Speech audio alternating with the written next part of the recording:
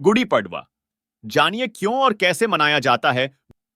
गुड़ी का अर्थ है ध्वज अर्थात झंडा और प्रतिपदा तिथि को पाडवा कहा जाता है। गुड़ी पड़वा हिंदू पंचांग के अनुसार चैत्र मास के शुक्ल पक्ष की प्रतिपदा से नव संवत्सर का प्रारंभ माना जाता है। इसी दिन से चैत्र नवरात्रि की शुरुआत हो जाती है। इस दिन को गुड़ी पड़वा के नाम से मनाया जाता है, जिसका हिंदू धर्म में बहुत महत्व माना गया है। गुड्ढी का अर्थ है ध्वज अर्थात झंडा और प्रतिपदा तिथि को पडढ़वा कहा जाता है।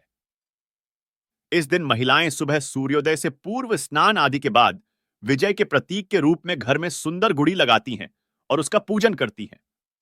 मान्यता है कि ऐसा करने से वहां की नकारात्मकता दूर होती है और घर में सुख शांति खुशहाली आती है। विशेष तौर पर यह पर्व कर्नाटक, गोवा, महाराष्ट्र, आंध्र प्रदेश में मनाया जाता है। गुड़ी पड़वा का दिन स्वास्थ्य की दृष्टि से भी काफी महत्वपूर्ण माना जाता है। इस दिन खास तरह के पकवान श्रीखंड, पूरण पोली, खीर आदि बनाए जाते हैं। गुड़ी पड़वा के बारे में कहा जाता है कि खाली पेट पूरण पोली का सेवन करने से चर्म रोग की समस्या भी दूर हो जाती है। सृष्टि के निर्माण का दिन धार्मिक मान्यता के अनुसार गुड़ी पड़वा के दिन ही जगत पिता ब्रह्मा जी ने सृष्टि की रचना का कार्य आरंभ किया था और सतयुग की शुरुआत इसी दिन से हुई थी। यही कारण है कि इसे सृष्टि का प्रथम दिन या युगादि तिथि भी कहते हैं। इस दिन नवरात्रि, घटस्थापन, ध्वजारोहण, संवत्सर का पूजन इत्यादि किया जाता है। वानर राज बाली पर विजय रामायण काल में दक्षिण भारत पर बाली का अत्याचारी शासन था।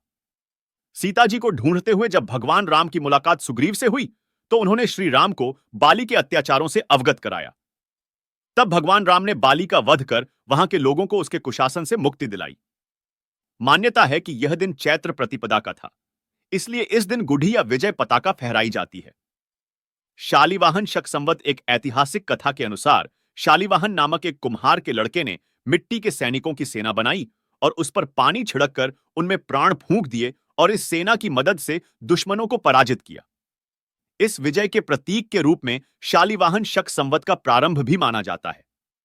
हिंदू पंचांग की रचना का काल कहा जाता है कि प्राचीन भारत के महान गणितज्ञ एवं खगोल शास्त्री ने अपने अनुसंधान के फलस्वरूप सूर्योदय से सूर्यास्त तक दिन, महीने और वर्ष की गणना करते हुए भारतीय पंचांग की रचना की थी। हिंदू नववर्ष चैत्र नवरात्रि अन्य मान्यताएं। इस दिन उज्जयिनी के सम्राट विक्रमादित्य ने शकों को पराजित कर विक्रम संवत का प्रवर्तन किया था। इसी दिन भगवान विष्णु ने मत्स्य अवतार लिया था। इसी दिन से रात्रि की अपेक्षा दिन बढ़ा होने लगता है।